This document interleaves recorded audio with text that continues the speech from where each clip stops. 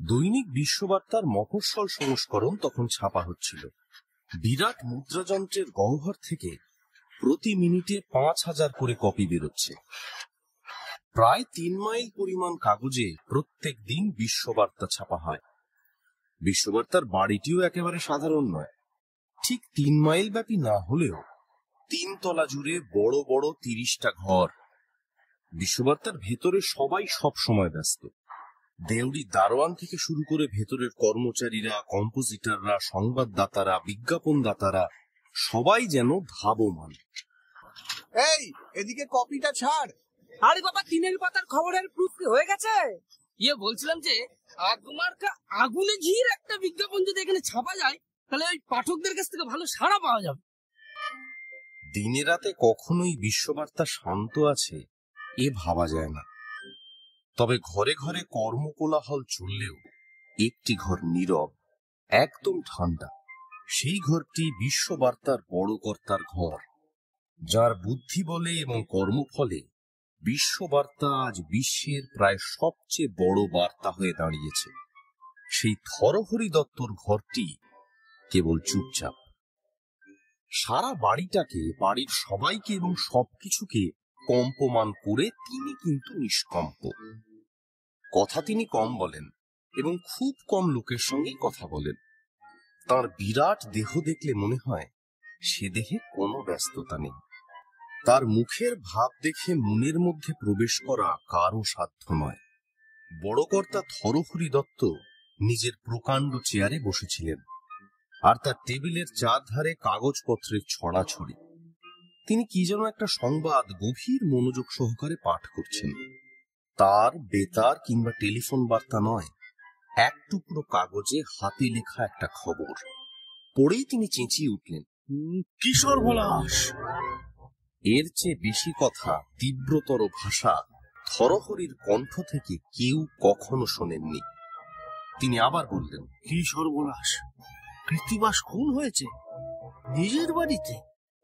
কি আশ্চর্য! কাল রাতে তো একসঙ্গে আমরা খেলাম। আমি তাকে বাড়িতে পৌঁছে দিয়ে এসেছি আমার মোটরে। ঘরের ভেতরে থাকা সংবাদদাতাকে তিনি বললেন, তুমি যেতে পারো। টেলিফোন হাতে নিয়ে তিনি ফোন ঘোরালেন। Hello operator, put me to 224। Krittibas হয়ে গেল। কি আশ্চর্য! হ্যালো হ্যালো হ্যালো, কে? 224। হ্যালো 224, কান্তি কুমার মিত্রকে আমি চাই। হ্যালো হ্যালো, কে? কান্তি? কান্তি বলছো? কান্তি, আমি থরহরি। শোনো, কাশীপুরে একটা খুন হয়েছে, একটা বাগান বাড়িতে, কৃত্তিবাস সেনের বাড়ি। হ্যাঁ, কৃত্তিবাস সেন খুন হয়েছে। তুমি সেখানে চলে যাও, চট করে এক্ষুনি। এই খুনের রহস্য তোমাকে উন্মোচন করতে হবে। হ্যাঁ হ্যাঁ, তোমাকে। যত টাকা লাগে কোনো কার্পণ্য করো না। বিশ্ববার্তা তোমার পিছনে রয়েছে। গাড়ি ভাড়া আছে তো তোমার কাছে? হ্যাঁ আচ্ছা, বেশ বেশ বেশ বেশ, বেরিয়ে পড়ো তাহলে। রিসিভার নামিয়ে রেখেই থরহরি দত্ত অন্য সংবাদে মনোযোগ দিলেন। কৃত্তিবাসকে তিনি আর চিন্তায় স্থান দিলেন না। তার কাজ করার ধরনই এই। বোধহয় সব বিরাট ব্যক্তিরই ধরন ধারণ এরকমই হয়। কান্তি কুমার মিত্র, সে গোয়েন্দা নয় বটে, কিন্তু অনেক গোয়েন্দার কানই সে কাটতে পারে। তার গোয়েন্দা সুলভ সূক্ষ্ম দৃষ্টি সব সময় যেন সন্ধানী নজরের অপেক্ষায়। কয়েক মিনিটের মধ্যেই কান্তি কুমার একটা মোটরে উপবিষ্ট হয়ে ঊর্ধ্বশ্বাসে কাশীপুরের দিকে ছুটল।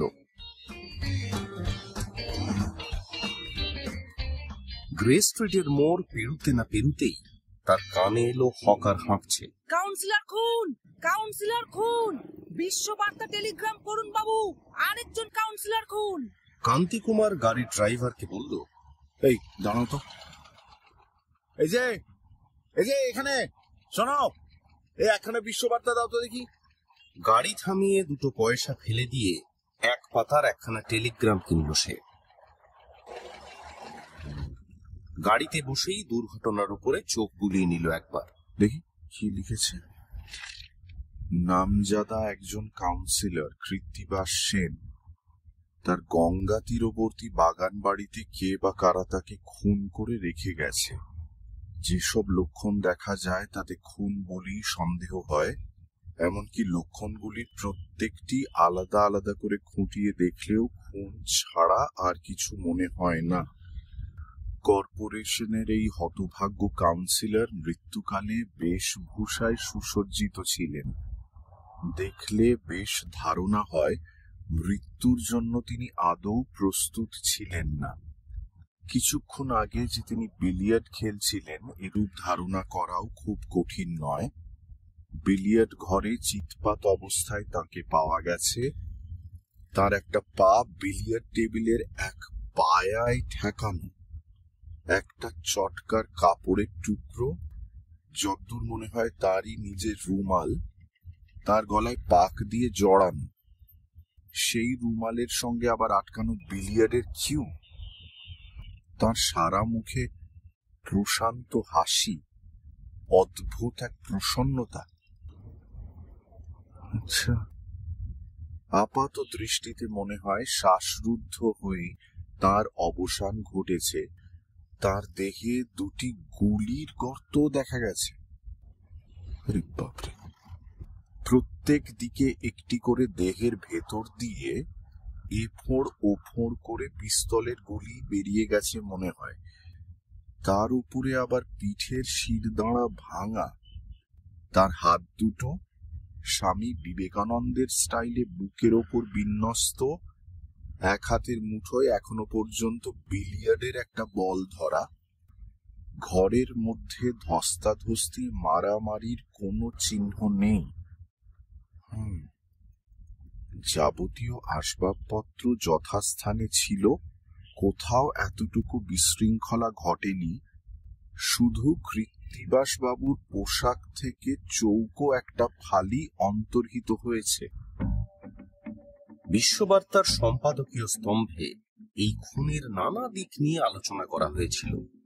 কান্তিকুমার পড়তে লাগলো। পত্রিকায় আরো লিখেছে, এই নিয়ে 2 সপ্তাহের মধ্যে 3 জন কাউন্সিলর মারা পড়ল। এইভাবে কাউন্সিলর মারা পড়লে এই কাউন্সিলর জাতি আর কতদিন টেকসই হবে? খামোকা কেন একজন কাউন্সিলর খুন হবে? অবশ্য প্রশ্ন উঠতেই পারে, কাউন্সিলরদের বেঁচে থাকারই বা কি দরকার? তাদের বেঁচে থেকে কিংবা বাঁচিয়ে রেখেই বা কি লাভ? কিন্তু এ প্রশ্নের কোনো মানে হয় না তারা বেঁচে থাকে। এমনকি সব দিক দিয়ে বিবেচনা করে দেখলে দেখা যাবে জনসাধারণের কাছে, সমাজের কাছে কাউন্সিলরের দাবি এমন কিছু বেশি নয়। মাঝে মাঝে একটু তোয়াজ, কখনো ঘুষ এবং সময়ে অসময়ে ভোট, ব্যাস, এর বেশি কিছু নয়। এর জন্যই কি তাদের ধরে ধরে খুন করতে হবে? এইভাবে কাউন্সিলর বিয়োগ চলতে থাকলে এক জেনারেশনের মধ্যে আর একজন কাউন্সিলরেরও আর অস্তিত্ব থাকবে না। এই জীবদের বাঁচিয়ে রাখবার জন্য কি আমাদের সকলেরই সমবেতভাবে তৎপর হওয়া উচিত নয়? কান্তিকুমার পড়া শেষ করল। কান্তিকুমার মিত্র গোয়েন্দা নয়, বলেছি আগে। কান্তিকুমার রিপোর্টার। বিশ্ববার্তার বিশেষ সংবাদদাতাদের মধ্যে তিনি বিশিষ্ট। চাকরি করছে মাত্র 2 মাস, কিন্তু 2 মাসের মধ্যেই সে উন্নতির চূড়া থেকে চূড়ান্তরে উঠেছে। কাজ নেওয়ার প্রথম সপ্তাহেই সে এক গুরুতর সমস্যা ভেদ করে। পাটের বাজার থেকে পাট লোপাট হওয়ার সমস্যা। দ্বিতীয় সপ্তাহে আমাদের নিত্য প্রয়োজনীয় খাদ্যদ্রব্যে ভেজালের কেলেঙ্কারি সে প্রকাশ করে দেয়। তৃতীয় সপ্তাহে এই শহরের কতিপয় গণ্যমান্য নাগরিকের কুকীর্তি লোকচক্ষে অনাবৃত করে। তারপর থেকে জটিল কুটিল যা কিছু সমস্যামূলক হয়ে রহস্য ভেদের অপেক্ষায় আছে, সে সমস্ত ভার বিশ্ববার্তার দপ্তর থেকে তার ঘাড়েই চাপিয়ে দেওয়া হয়েছে।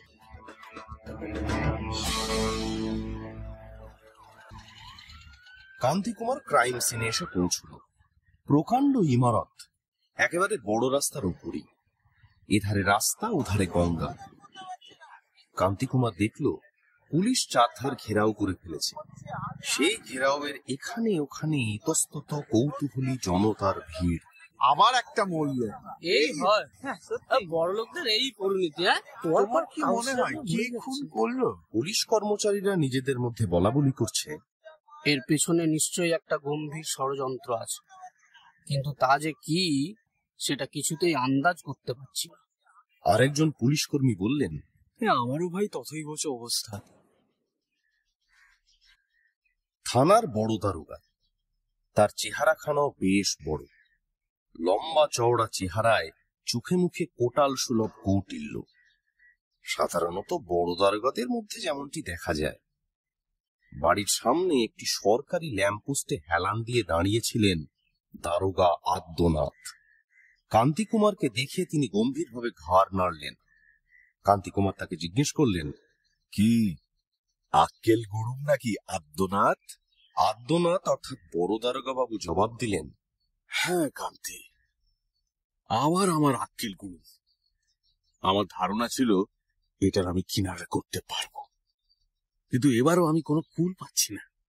আদ্যনাথ রুমাল দিয়ে কপালের ঘাম মুছবার ছলনায় চোখের কোণ দুটো মুছে নিলেন।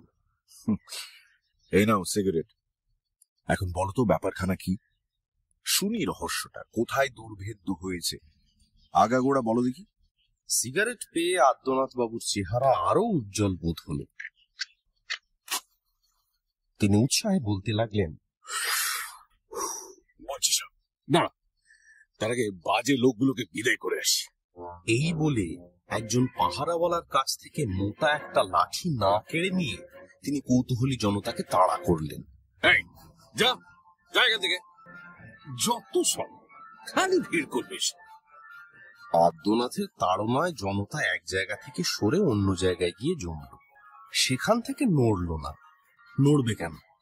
কথায় বলে খুন খারাপি, খুনের সঙ্গে সঙ্গে খারাপিরা লেগেই থাকে। আরে আদ্যনাথ, ওসব খারাপ লোকেদের ছেড়ে দাও, এখন কাজের কথা বলো। পদচিহ্ন মানে পায়ের ছাপের খবর কি? পায়ের দাগ পাওয়া যায়নি নাকি? সেদিকে এখনো দৃষ্টি দেওয়ার ফুরসত হয়নি তোমার? দিয়েছি, সবার আগে পায়ের দাগেই আমার লক্ষ্য ছিল। সারা বাগানটায় পায়ের দাগে ভর্তি। এই যেমন দেখো না, এই এক ধরনের পদচিহ্ন, একদম কাঠের পা। চাঁচা ছোলা ঘাসালো জমির উপরে বিন্যস্ত এক জাতীয় বিশেষ দাগের প্রতি কান্তিকুমারের দৃষ্টি তিনি আকর্ষণ করলেন। কান্তিকুমার দেখল, আচ্ছা বটে। আদ্যনাথ বললেন, এই দাগগুলো দেখো। এমনি এমনি কি আমার আক্কেল বুড়ুম হয়েছে? এই লোকটার একটা পা বেমালুম কাঠের। এই কাঠের পাওয়ালা লোকটা যত মনে হয় কোন জাহাজের খালাসি, দক্ষিণ আফ্রিকার বাসিন্দা বলেই মনে হয়। এডেন থেকে আসছে, অল্পদিন হলো করাচিতে নেমেছে, করাচি থেকে ট্রেনে এসেছে কলকাতায়। পায়ের দাগ দেখলেই এ সমস্ত স্পষ্টই বোঝা যায়। ঠিক ঠিক।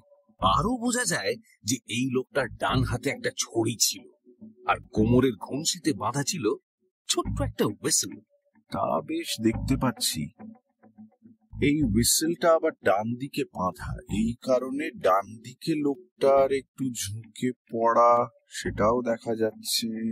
তোমার কি মনে হয় কান্তি যে এই কেঠো পা খালাসিটাই এডেন থেকে এসে খুন করেছে? করতেই পারে, এইসব খালাসিরাই তো এইসব কাণ্ড করে থাকে।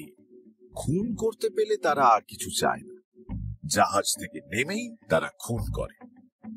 লাশ আর খালাসির মধ্যে কেমন একটা জড়াজড়ি ভাব রয়েছে, দেখছো না? এবার এই দাগগুলো দেখো, মনে হয় যেন কোনো কাবলিওয়ালার। সুদের তাগাদায় যাতায়াত করা পা দেখলেই বোঝা যায়। টাকা পাওয়ার অপেক্ষায় ঠায় দাঁড়িয়ে থাকা একনিষ্ঠ পা। দেখো না কিরকম মাটির মধ্যে বসে গেছে গভীর হয়ে। হ্যাঁ, এই লোকটাও খুন করতে পারে বটে। এইরকমই আরো কত পায়ের দাগ ওইসব লোকগুলোরও আছে, যেগুলো আমার আসার আগে ভিড় করে গোটা বাগান বাড়িটাই চষে ফেলেছে। আমি আর থামো, আঙুলের ছাপ পাওয়া যায়নি? আঙুলের ছাপের কথা আর বলো না, সারা বাড়িটাই আঙুলের ছাপে ভর্তি।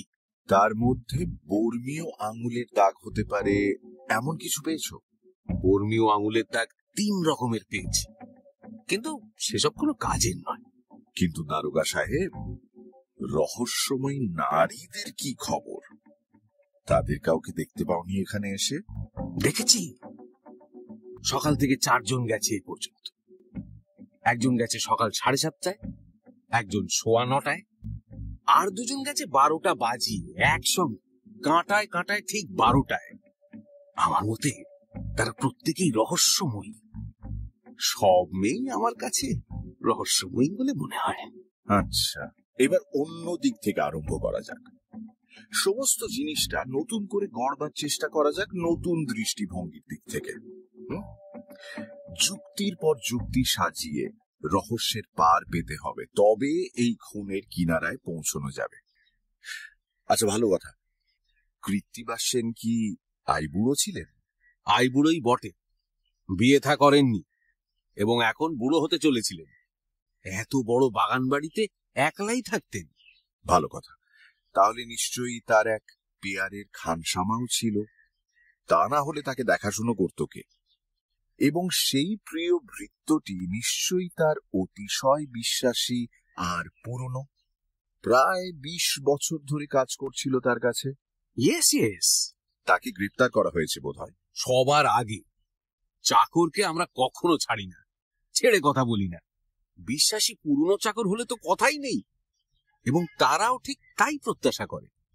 বলবো কি কান্তি, এই চাকরটা নাম উদ্ভব। আমরা আসা মাত্রই আমাদের কাছে আত্মসমর্পণ করলো। পালাতে পারত, কিন্তু পালায়নি। গ্রেপ্তার হওয়ার জন্যই অপেক্ষা করছিল হয়তো। ঠিকই হয়েছে। আচ্ছা, ওই চাকর ছাড়া আর কে কে ছিল বাড়িতে? কোনো ঠাকুমা দিদিমা স্থানীয় কেউ? কোনো বুড়ি ঝি, দাইমা গোছের, যে শিশু অবস্থা থেকে কৃত্তিবাসকে মানুষ করে তুলেছে? একেবারে বদ্ধ কালা এরকম কোনো মেয়ে পাওয়া যায়নি বাড়িতে? একেবারে হুবহু। তার মানে ঠিক ওই রকমই এক বুড়ি ঝি, দাইমা গোছের, যে কৃত্তিবাসের শৈশব থেকে। বুঝেছি, আর বলতে হবে না। তা সেই মেয়েটি কি এত বড় এই হত্যাকাণ্ডের সময় কোনো কিছু শুনতে পায়নি?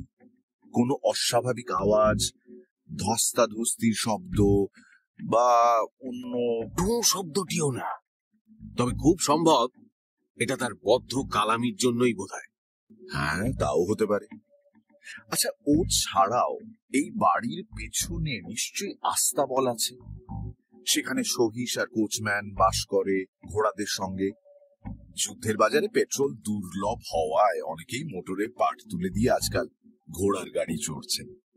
কৃত্তিবাস সেনও নিশ্চয়ই সেটা করতেন। তা সেই সহিস কোচম্যানরা কোথায়? কোচম্যান খুনের রাতে সহিসকে নিয়ে কোনো এক সিনেমায় হোল নাইট শো দেখতে গেছিল, বাবুর কাছ থেকে ছুটি নিয়ে। ফিরেছে আজ সকালে, আমরা এখানে আসার পর। কান্তি, ওদিকে সন্দেহ করবার কিছুই নেই, আমরা সব খুঁটিয়ে দেখেছি।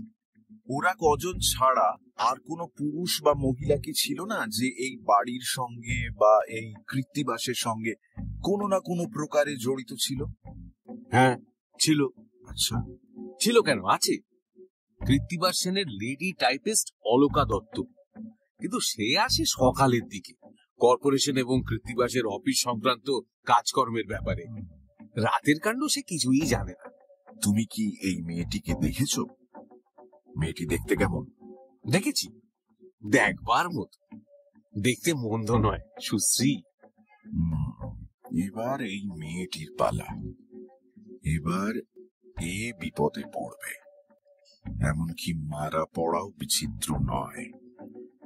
একে ঘিরেই হত্যাকারীরা চক্রান্ত করবে এবার। আমি তো স্পষ্ট দেখতে পাচ্ছি। কি করে বুঝলে?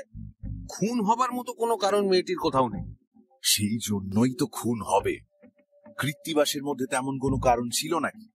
তবুও তো খুন হলো। কেন হলো? এই মেয়েটিরও তেমনি কোনো দায় না থাকলেও হত্যাকারীরা একে আদায় করতে পারে।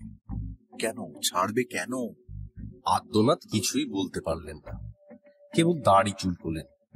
কিন্তু যতই তারা চেষ্টা করুক, তারা ব্যর্থ হবে, বিপর্যস্ত হবে। আর আমি তাদের বিপর্যস্ত করব। তাদের কুকর্মে বাধা দেব, তাদের চক্রান্ত জাল ছিন্ন ভিন্ন করে ফেলব। এই মেয়েটিকে আমি বাঁচাবো আদ্যনাথ, বাঁচাবই। কান্তি এবার দারোগাকে বললেন, আদ্যনাথ, আমাকে বাড়ির মধ্যে নিয়ে চলো। আদ্যনাথ আগে আগে চললেন। অত বড় আর অমন সুসজ্জিত বাড়ির ভেতরে কি অক্ষুণ্ণ শান্তি, কোথাও যেন কিচ্ছু ঘটেনি। আচ্ছা, গোলমালের কোনো চিহ্ন দেখছি না তো কোনোখানে? না, কোথাও এক চুলের এদিক ওদিক ঘটেনি। তবে চুলচেরা ভাবে দেখলে তা বড় ঘটেও না। যে লোকটি খুন হয় কেবল সে ছাড়া আর সবকিছুই ঠিকঠাক থাকে। তার নিজের দেহ ছাড়া আর কোথাও কোনো বিপর্যয় বড় দেখা যায় না। ড্রয়িং রুমের দরজা খুলে ভেতরে গেলেন ওরা।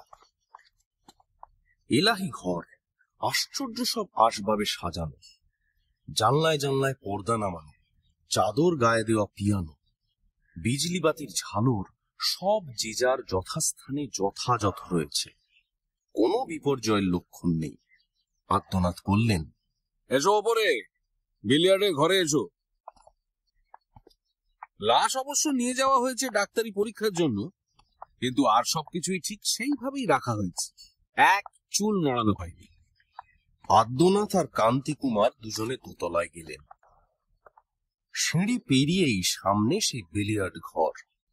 প্রকাণ্ড বিলিয়ার্ড টেবিল ঘরের মাঝখানটিতে, কিন্তু কান্তি তার দিকে না তাকিয়ে শটান জানলার কাছে ছুটে গেল।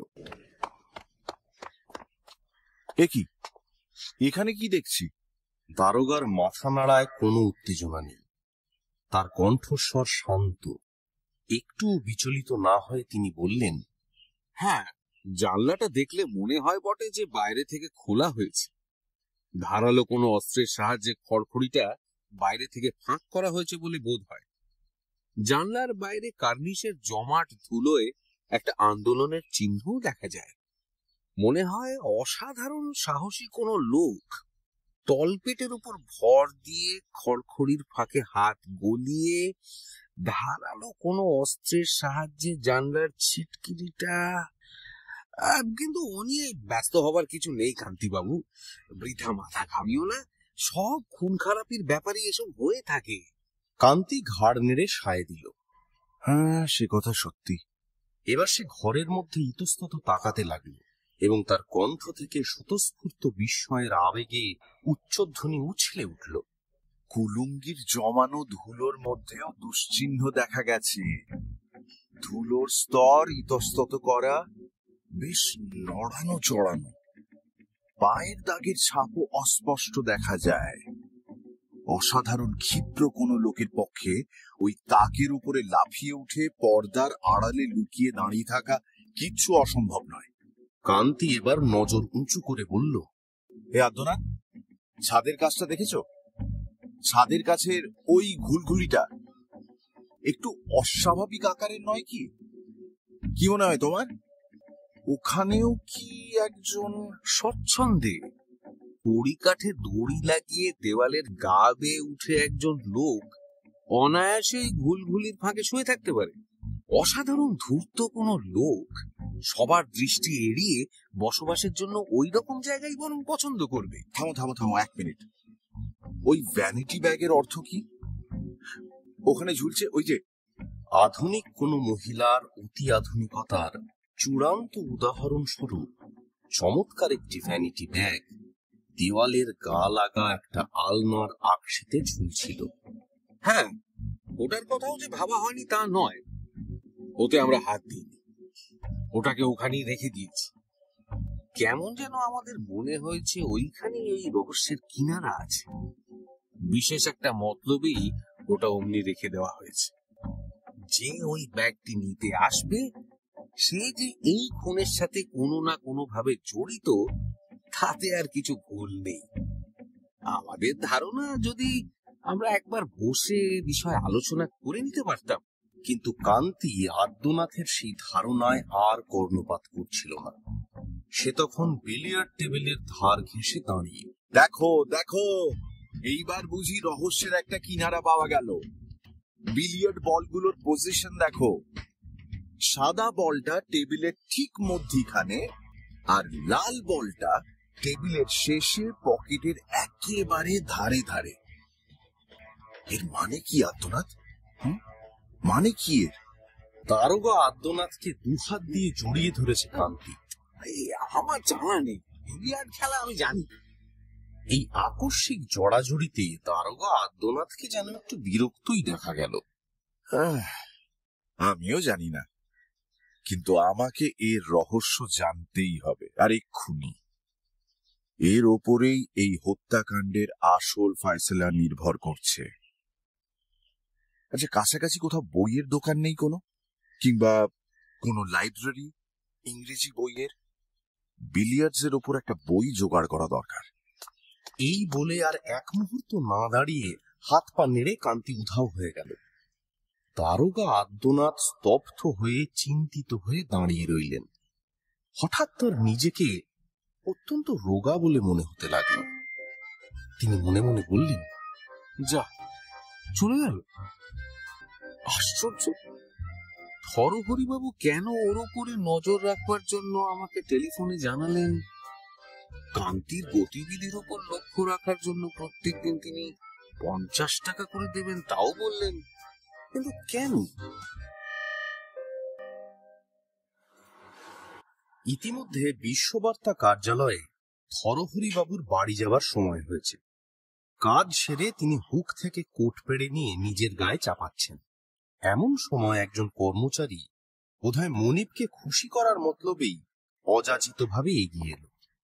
সে কর্মচারী হরহরিবাবুকে বলল, আগে আপনার কোটের হাতায় সবুজ মতো কি দেখা যাচ্ছে? এই বিলিয়ার্ডের খড়ির দাগ বলেই মনে হচ্ছে, মুছে দেব? হরহরি ঘুরে দাঁড়ালেন। কর্মচারীটিকে আপাদমস্তক তীক্ষ্ণ দৃষ্টিতে লক্ষ্য করলেন একবার, তারপর বললেন, এ বিলিয়ার্ডের খড়ি নয়, ফেস পাউডার, বুঝেছ? এই বলে হরহরিবাবু কর্মচারীটিকে চোখের দৃষ্টিতে প্রায় ভস্ম করে দিলেন। তারপর শান্ত গম্ভীর পায়ে ধীরে ধীরে সিঁড়ি দিয়ে নেমে নিজের মোটরে গিয়ে উঠলেন।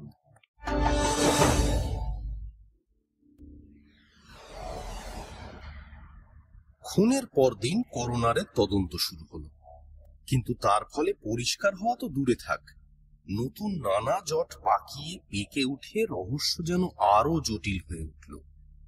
ডাক্তারি পরীক্ষায় জানা গেল, মৃতের দেহে আঘাতের চিহ্ন সুস্পষ্ট। কণ্ঠনালীর ওপর চাপ পড়ায় নিঃশ্বাসবায়ুর পথরোধে মৃত্যু ঘটেছে এমন সিদ্ধান্তও করা যায়। আবার আলজিভ আটকে গিয়ে মৃত্যু ঘটাও কিছু অসম্ভব নয়। গলগ্রন্থির অত্যাধিক স্ফীতি দেখা গেছে। এদিকে মস্তিষ্কের স্নায়বিক শিরাও বিচ্ছিন্ন। এইসব নানাবিধ লক্ষণের মধ্যে ঠিক কোনটা নিশ্চিতরূপে মৃত্যুর কারণ বলা কঠিন।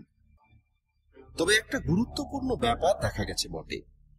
মৃতের পাকস্থলীতে আধশেকটা আফিম গোলা পাওয়া গেছে তরল পানীয়ের আকারে। এই বিষয়ে করোনার কোর্টের সরকারি উকিল ডাক্তারকে জিজ্ঞেস করেন, পাকস্থলীর মধ্যে ওই পরিমাণে আফিম গোলা পাওয়া কি একটু অস্বাভাবিক নয় আইনের চোখে? উত্তরে ডাক্তার জানান, একটু অস্বাভাবিক বই কি, তবে সেটা সাধারণ পাকস্থলীর পক্ষেই প্রযোজ্য। একজন কাউন্সিলরের পেটে কিছুই অস্বাভাবিক নয়। আদেশের আফিম গোলা একটু বেশি পরিমাণ বলে কি আপনার মনে হয় না আইনের চোখে? তা ঠিক বলা যায় না। তবে কি ওটা পরিমাণে কম আপনি বলতে চান আইনের চোখে? তাও বলতে চাই না। আদেশের আফিম গোলা গলার্ধকরণের ফলে মৃত্যু কি একান্ত অনিবার্য আইনের চোখে?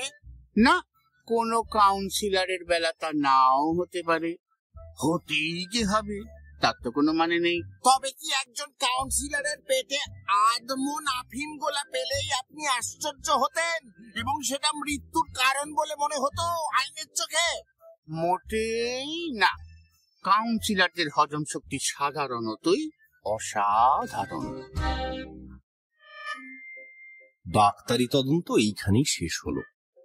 তারপরে কৃত্তিবাসের চাকর উদ্ভবের জবানবন্দি নেওয়া হলো। তার কাছ থেকে আরো অনেক রহস্য জমা হলো। উদ্ভব জানালো, আগে ঘটনার দিন আমি নিজে হাতে আছের আফিম মিছরির পানায় গুলে বিকেলে জল খাবারের সঙ্গে বাবুকে দিয়েছিলাম। কিন্তু কথা হচ্ছে এরকম তো বাবুকে প্রত্যেক দিনই দিই, মানে বিকেলে খাবারের সাথে। সরকারি উকিল জিজ্ঞেস করলেন, তোমার বাবু আজ সে আফিম খেতে আইনের চোখে? এ বাবা, আগে না না, আফিমটা আছের নয়, আধ ভরি ছিল মাত্র, মিছরির পানাটাই ছিল আধসে। ও, তা তুমি কত বছর বাবু সেবা করছো আইনের চোখে? তা প্রায় 20 বছর হবে। এরপর ঘোড়ার গাড়ির কোচম্যানকেও পুঙ্খানুপুঙ্খ জেরা করা হলো। প্রায় 3 বছর হলো সে কৃত্তিবাস সেনের কাছে কাজ নিয়েছে। যুদ্ধের দরুন পেট্রোল দুর্লভ হয়ে বাবুর মোটর গাড়ি অচল হওয়ার পর থেকেই সে আছে বলা যায়। করোনারের সরকারি উকিল কোচম্যানকে জিজ্ঞেস করলেন, এ কথা কি সত্যি যে দুর্ঘটনার দিনে কর্তার সঙ্গে তোমার ভয়ঙ্কর ঝগড়া হয়েছিল আইনের চোখে? কোচম্যান উত্তর দিল, আগে সত্যি। কর্তা সিনেমা দেখা ছুটি দিচ্ছিলেন না বলেই কর্তাকে তুমি খুন করবার ভয় দেখিয়েছিলে কি, তাই তো আইনের চোখে? না, সে কথা তো বলি। কিন্তু লোকে যে শুনেছে তুমি খুন করব বলে চেঁচাচ্ছিলে। সে তো কথার কথা। আমার মাথায় এমন খুন চেপে গেছিল যে আমার কোনো কাণ্ড জ্ঞান ছিল না। আমার মাথায় খুন চেপে যাচ্ছে হুজুর, আপনি আমার সামনে থেকে চলে যান। আমি শুধু এই কথাটাই বলেছি। তখন খুন চাপেনি, এখন খুনটা চাপছো, তাই নয় কি আইনের চোখে? না হুজুর। করোনার তার নথিপত্রের দিকে তাকালেন। সরকারি উকিল বললেন, অলকা দত্তকে ডাকা হোক আইনের চোখে। অলকা দত্তের নাম উচ্চারণের সঙ্গে সঙ্গে সারা আদালতে সাড়া পড়ে গেল। প্রত্যেক অকাণ্ড কুকাণ্ডের সঙ্গে সমস্ত বিপর্যয়ের মূলেই কোনো না কোনো মহিলার নাম জড়ানো থাকে। আদালতের মধ্যে ডিটেকটিভ বইয়ের পাঠক যারা ছিল তাদের কাছে তা অজানা ছিল না। বাবা, উনি আবার কি? আরে অলকা দত্ত জানো না? কৃত্তিবাস সেনের ওই যে কি বলে জানি, বান্ধবী নাকি? কে জানে, আরে বোঝই তো, যেখানেই খুন সেখানেই মহিলা। অলকা ধীর পায়ে সাক্ষীর কাঠ গড়ায় গিয়ে দাঁড়ালো। ছিপছিপে লতানো চেহারা অলকার, তার ফর্সা মুখে অদ্ভুত এক দীপ্তি। তবে সে যেন কাঁপছিল। সে যে খুব বিপন্ন বোধ করছে তার মুখ চোখ দেখলেই তা মালুম হয়।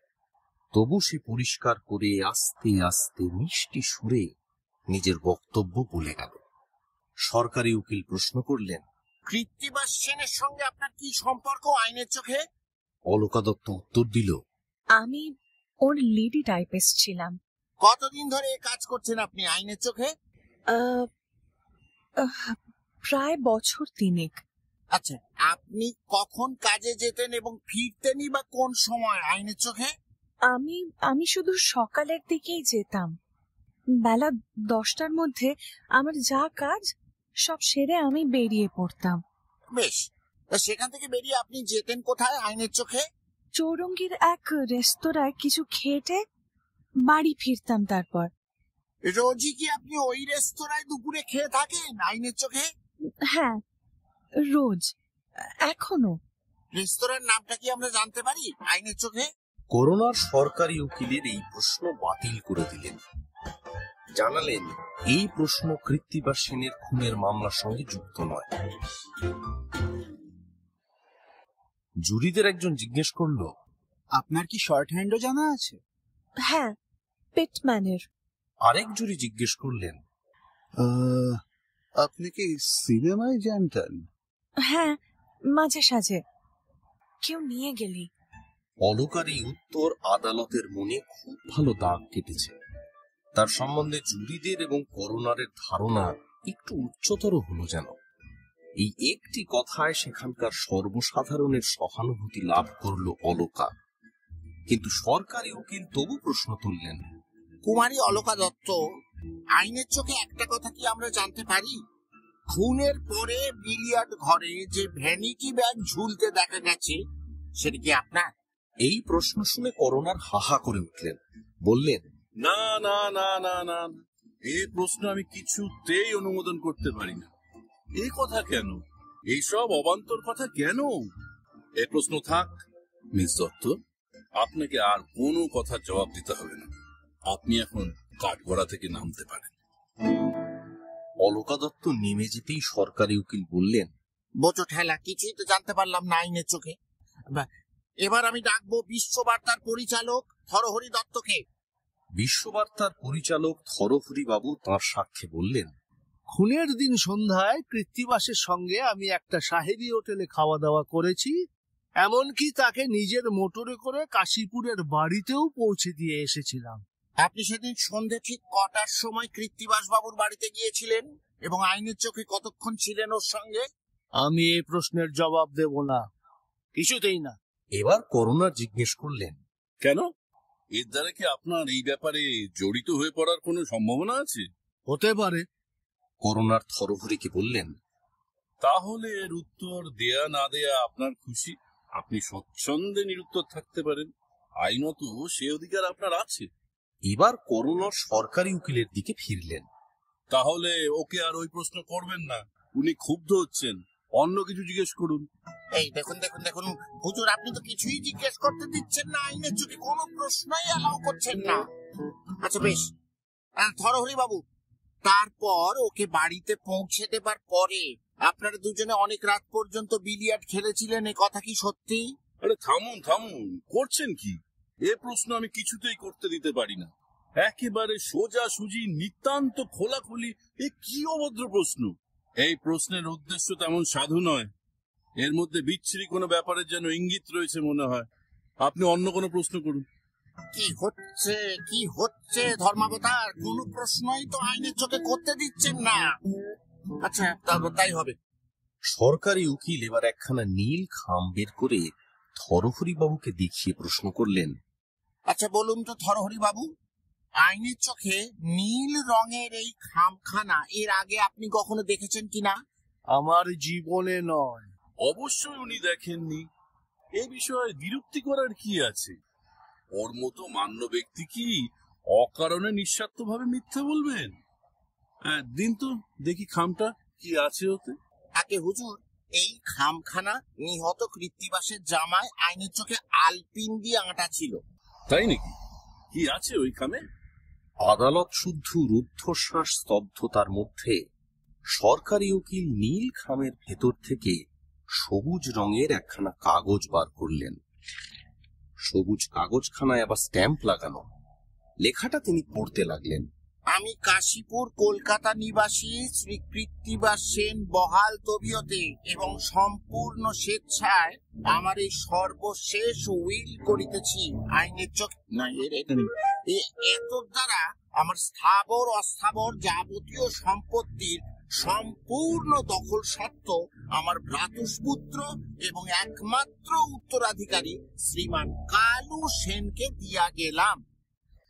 সারা আদালত এই উইল শুনে একেবারে যেন খাবি খেল।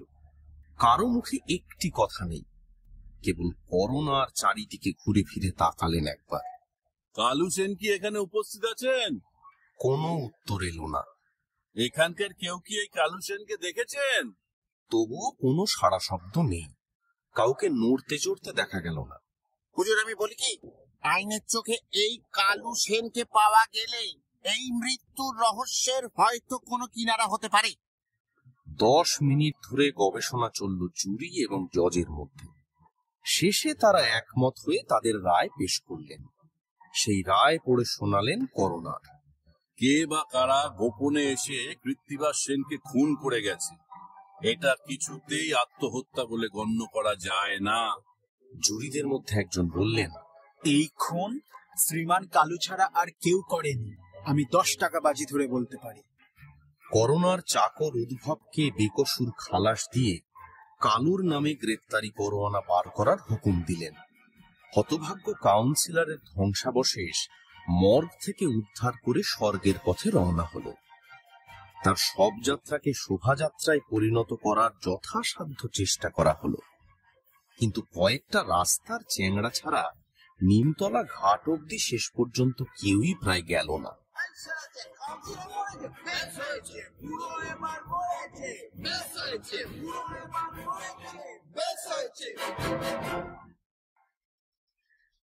কলকাতা মহানগরী আবার তার সুস্থ অবস্থায় ফিরে এলো। কৃত্তিবাস সেন এবং তার মৃত্যু রহস্য আস্তে আস্তে ভুলতে বসল সবাই। ভুলল না কেবল কান্তি। খাওয়া নেই, ঘুম নেই, টোটো করে ঘুরছে। কিসের সন্ধানে? কালু সেনের সন্ধানে। যেখানেই কয়েকজন জড়ো হয়ে গুলতানি করছে, কান্তি হাজির। কালু? কালু সেন? আপনাদের মধ্যে কারুর নাম কি কালু সেন? কালু সেন? না দাদা, না না, কালু সেন না। কোথায় কালু? কখনো রাস্তায়, কখনো স্টেশনে, কখনো ঘন্টার পর ঘন্টা চায়ের দোকানে বসে কাটিয়েছে কান্তি। এমনকি 3 দিন সে ছুতোরের ছদ্মবেশ ধরে কি এক ছুতোয় ধরহরিবাবুর বাড়ির দরজার কাছেও কাটিয়েছে, যদি সেখানে কালুর কোনো সন্ধান মেলে। কিন্তু এই কালুর কোনো হদিশ নেই। শুধু জানা গেছে শ্রীমান কালু 3 বছর আগে অবধি তার কাকা কৃত্তিবাসের বাড়িতে থাকত। তারপর হঠাৎ একদিন সেখান থেকে উধাও হলো। কেন কে জানে? এই পাত্তারি গুটোবার পর থেকে আর তার কোনো পাত্তা নেই। সে যেন হাওয়ায় মিলিয়ে গেল। ধরণী দ্বিধাগ্রস্ত হয়ে হাঁ করে তাকে গিলে ফেলল নাকি? কান্তি অবশ্য একটা ব্যাপারে নিঃসন্দেহ ছিল, খুনি আর যেই হোক না কেন, কৃত্তিবাস সেনের কর্পোরেশনের প্রতিদ্বন্দ্বী ধরণী সেন নয়। এই নিঃসন্দেহ হবার 1 সপ্তাহ পরেই সে দারোগা আদ্যনাথের কাছে গিয়ে হাজির হলো। দারোগা বাবু, আমার আরো কিছু বিষয় জানার দরকার। আমাকে আরেকবার কৃত্তিবাস সেনের বাড়িতে নিয়ে চলো তো। দুজনে আবার বরানগর কাশীপুরের সেই বিরাট অট্টালিকায় প্রবেশ করল। বেলিয়ার্ড ঘরে পা দেবার সময় কান্তি বলল, প্রথমবারে হয়তো এখানকার কিছু কিছু জিনিস আমাদের নজর এড়িয়ে গিয়ে থাকবে। আদৌ তা অসম্ভব নয়। কান্তি কুমারের অভিযোগে আদ্যনাথ বাবু সায় দিয়ে বললেন, তা তো হয়, নজর এড়িয়ে যায়ই তো। কথা বলতে বলতে বিলিয়ার্ড টেবিলের পাশে এসে দাঁড়িয়েছে কান্তি কুমার আর আদ্যনাথ। আচ্ছা, এখন বলো তো, এই খুনের ব্যাপারে তোমার নিজের ধারণাটা কি? তোমার মানে পুলিশের ধারণার কথাই আমি বলছি। ধারণাগুলি একে একে বলো তো, সবগুলোই আমার জানা দরকার। আমাদের প্রথম ধারণা কি ছিল তা তো তোমার অজানা নয় কান্তি। এই হত্যাকাণ্ড এডেন থেকে সদ্য আগত কোনো এক পাওয়ালা, যার আরেক পা কাঠের, সেরকম কোনো দক্ষিণ আফ্রিকাবাসীর দ্বারা ঘটেছে। বেশ উচ্চ ধারণা, এমন কিছু অসঙ্গতও নয়। আমাদের ধারণা এই লোকটা হচ্ছে কোনো মালবাহী জাহাজের খালাসি। এই লোকটা অসাধারণ ক্ষিপ্রতার সাহায্যে 30 ফুট উঁচু এই বাড়ির গা বেয়ে উঠে এই বিলিয়ার্ড রুমের জানলার বাইরে পৌঁছেছিল। মাইন্ডেড, একজন রাজমিস্ত্রিও সারাদিনে এই বাড়ির 7 ফুটের বেশি উঠতে পারে না। তো সেই দুর্দান্ত আফ্রিকাবাসী এই বিলিয়ার্ড রুমের জানলার বাইরে পৌঁছে অসাধারণ কৌশলে বাইরে থেকে খড়খড়ির খিল খুলে ঘরের মধ্যে ঢুকেছে। তাই নাকি? লোকটা যে অসাধারণ ধূর্ত তাও বেশ বোঝা গেছে। নিহত কৃত্তিবাসের গলার পেঁচানো রুমালের অদ্ভুত পাক দেখে ওরকম কড়া পাক শুধু ভবানীপুরের সন্দেশের দোকানে আর এডেনের ধাড়ি ধাড়ি বদমাইশের রুমালেই দেখতে পাওয়া যায়। এবং এও জানা গেছিল যে লোকটার একটা পা একদম কাঠের। একটা পা একদম কাঠের, এইরকমই আমাদের ধারণা হয়েছিল প্রথমে। কিন্তু কেন যে ধারণাটা হয়েছিল সেটা এখন আর মনে পড়ছে না। কি যে বলো তুমি আদ্যনাথ! এই ধারণা হবার কারণ এই যে বিলিয়ার্ড টেবিলের এ ধারের মেহগিনির ওপরে লোকটার হাতের চাপ পড়েছিল, এবং চাপটা বেশ একটু বেশি রকমই পড়েছিল, যেটা সাধারণ মানুষের চাপ হিসেবে ঠিক স্বাভাবিক নয়। তাই থেকেই বোঝা গেল যে লোকটার উপরার্ধের ভার নিম্নার্ধের চেয়ে গুরুতর, তাই নয় কি? এই থেকেই লোকটার কাঠের পা সম্বন্ধে ধারণা জন্মায়। পায়ের দিকটা তার মাথার দিকে চেয়ে হালকা বলেই না, এই কাঠের ধারণা তার সম্বন্ধে এমন কিছু কঠোর ধারণা নয়। কিন্তু এই প্রথমকার ধারণা এখন আমরা বর্জন করেছি। নিশ্চয়ই প্রথমকার ধারণা আমরা প্রথমেই বর্জন করে থাকি, আমাদের চিরকালের দস্তুর। আমাদের দ্বিতীয় ধারণা হচ্ছে, আদ্যনাথের দ্বিতীয় ধারণায় কান না দিয়ে কান্তি মেঝের ওপর কি যেন একটা তীব্রভাবে নিরীক্ষণ করছিল। কি দেখছি মেঝেতে?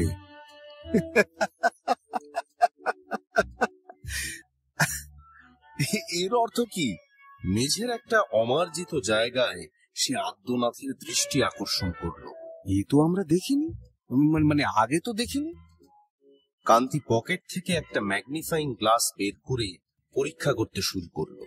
পায়ের দাগ, পায়ের নয় জুতোর, এক জোড়া জুতোর ছাপ, তার একটাও কাঠের নয়।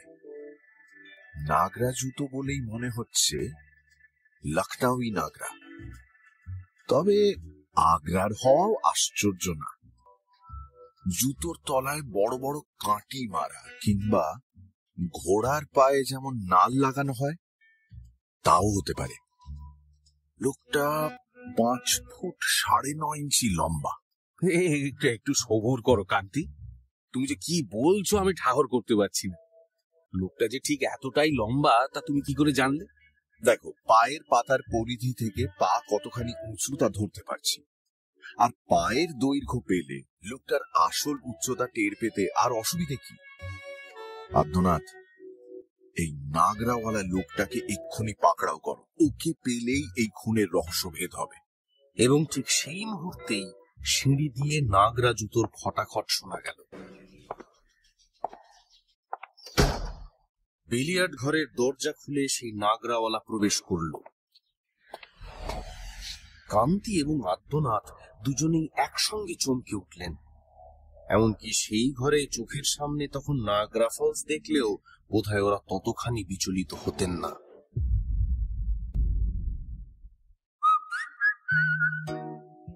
শুনছেন গপ্প মিলে ঠেকের আজকের গপ্প, শিবরাম চক্রবর্তীর গল্প অবলম্বনে কৃত্তিবাস খুন।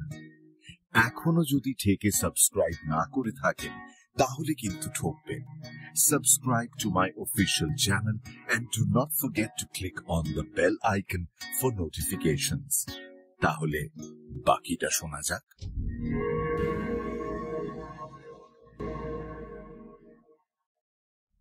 লোকটা ঠিক 5 ফুট 9.5 ইঞ্চি লম্বা, পায়ে তার নাগরা।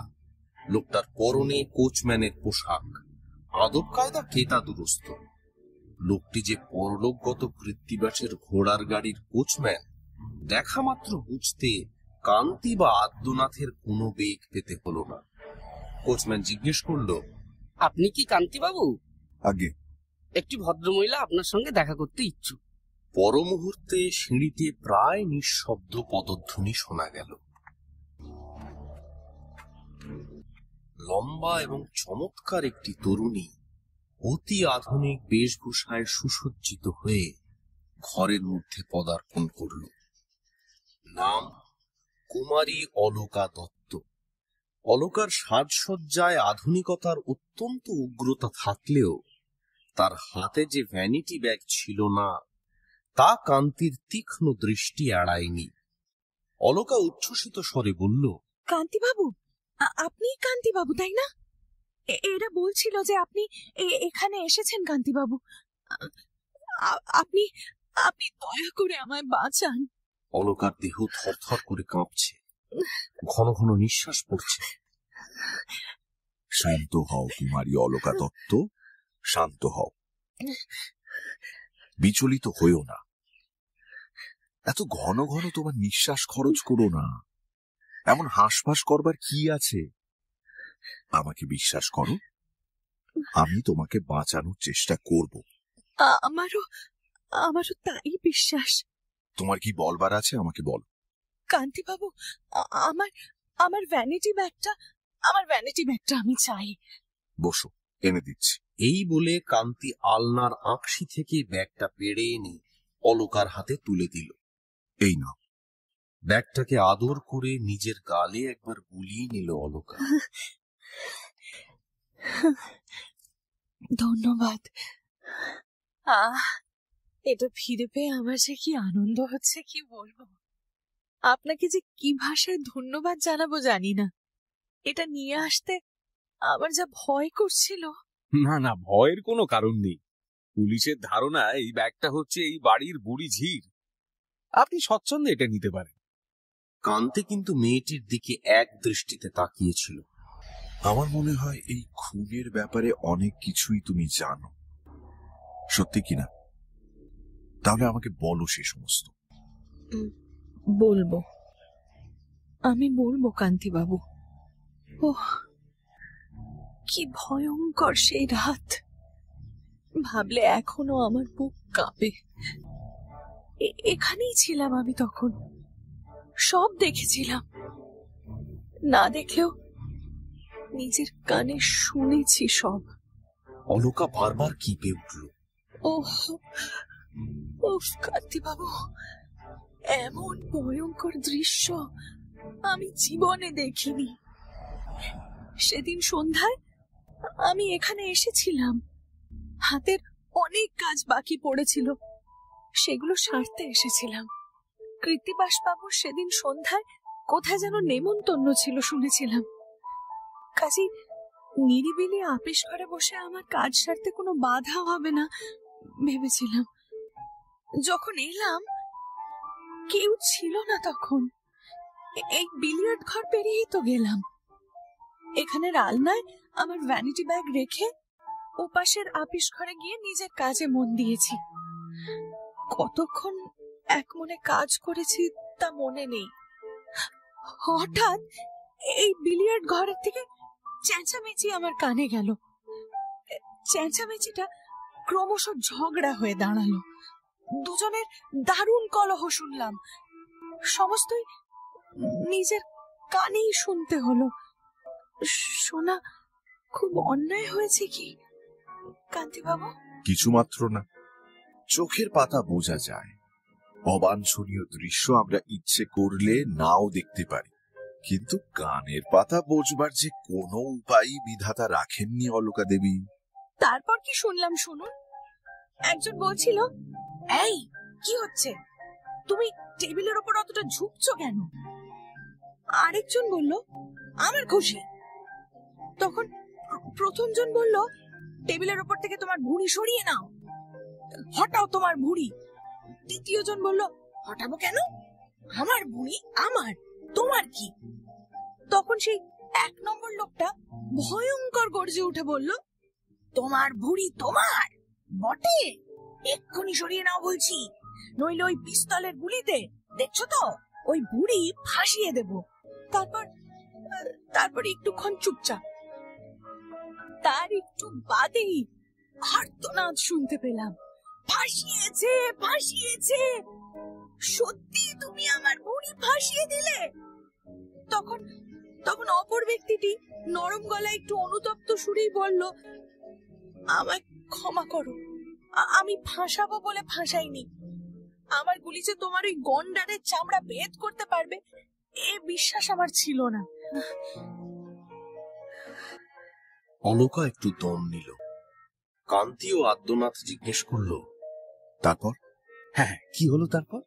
তারপর আমার এমন ভয় হলো, আমি আর দাঁড়াতে পারলাম না।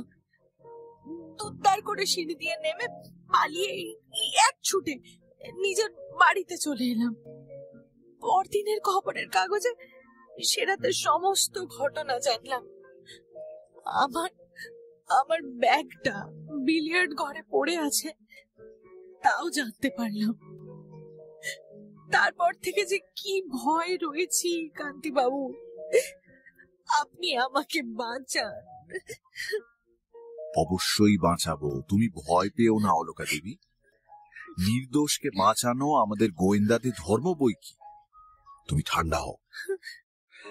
আচ্ছা, একটা কথা আমায় বলো দেখি, যে লোকটা কৃত্তিবাস সেনের বিপক্ষে খেলছিল তাকে কি তুমি দেখেছিলে? একবার মাত্র, চকিতের জন্যই। দরজা একটুখানি ফাঁক করে সেই ফাঁকে অল্প দেখেছিলাম। খুব অন্যায় করেছি, মাফ করবেন। কিরকম দেখতে লোকটাকে? মুখ দেখলে কি মনে হয় তার মনের মধ্যে প্রবেশ করা অতীব দুঃসাধ্য ব্যাপার, খুব দুর্ভেদ্য? অনেকটা এইরকম মুখ কি? কান্তি মিত্র কায়ে ক্লেশে নিজের মুখটা অলকার সামনে দৃষ্টান্ত হিসেবে দেখাবার চেষ্টা করল।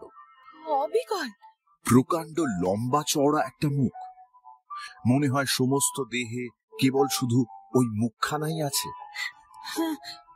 তাই মনে হয় বটে। অলকা দেবী, এই খুনের রহস্য আমি প্রায় ভেদ করে এনেছি। যখন বাকিটুকুরও কিনারা করতে পারবো তখন সমস্ত গল্পটা আগা গোড়া এসে বলবো তোমায়। তুমি শুনবে তো? কান্তি ভরাট দৃষ্টি দিয়ে তাকালো অলকার মুখে। শুনবো বই কি, আপনি বলবেন আমি শুনবো না? কি যে বলেন। এই কথা বলে কুমারী অলকা দত্ত নিজের ব্যাগ হাতে নিয়ে প্রায় নিঃশব্দে নিচে নেমে গেল। কয়েক মুহূর্তের মধ্যেই কান্তি টেলিফোন করালো।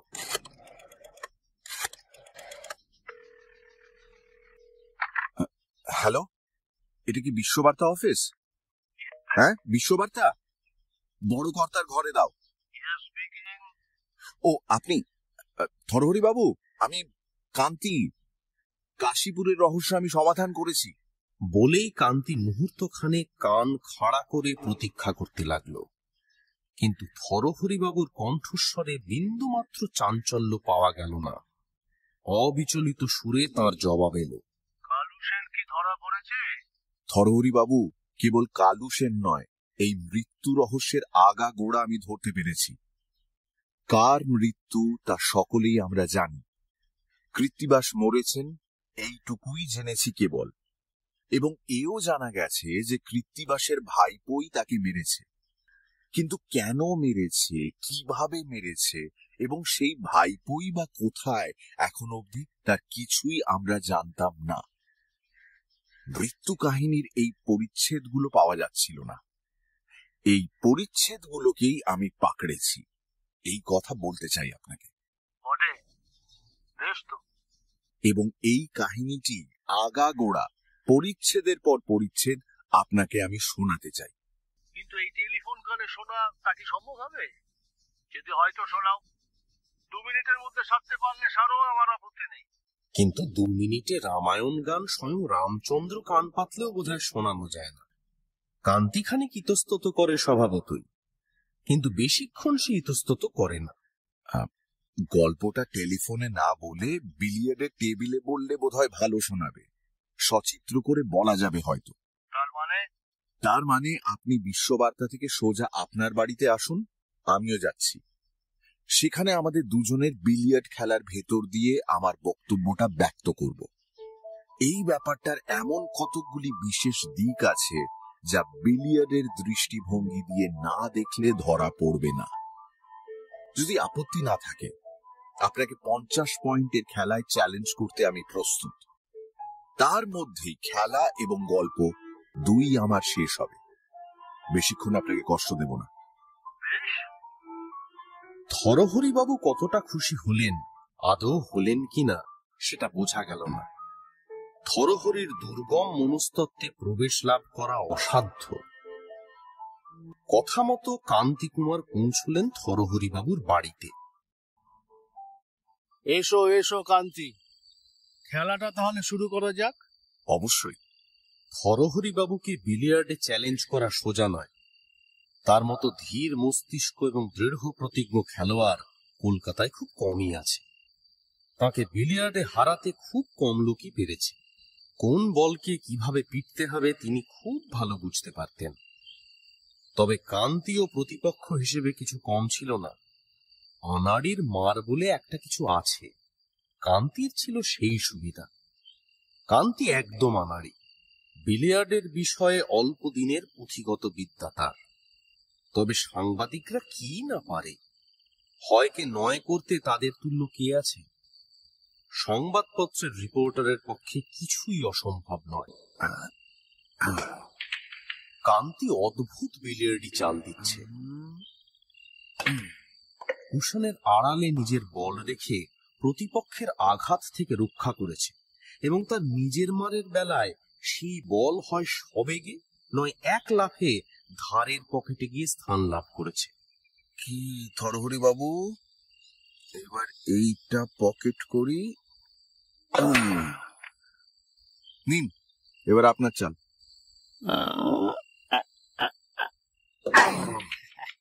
স্কোর খুব চটপট বেড়ে উঠল।